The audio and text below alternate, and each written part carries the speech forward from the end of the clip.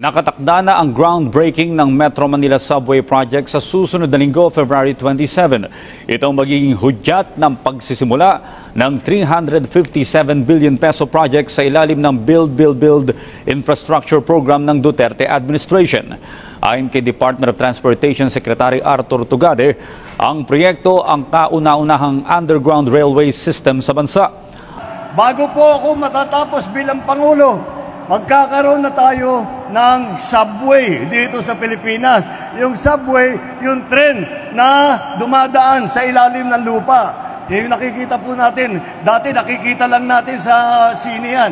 Meron na po tayo dito sa Pilipinas niya. Malabong matapos ang Metro Manila Subway Project sa loob ng termino ni Pangulong Bongbong Marcos, ito ang inamin ni Transportation Secretary Vince Dizon. Anya, issue sa right-of-way ang dahilan ng pagkakaantala ng proyekto at mahihirapan daw ang DOTR na matapos ito sa 2028. Sa tingin ni Dizon, sa 2032 pa masisimulan ang partial operations ng subway.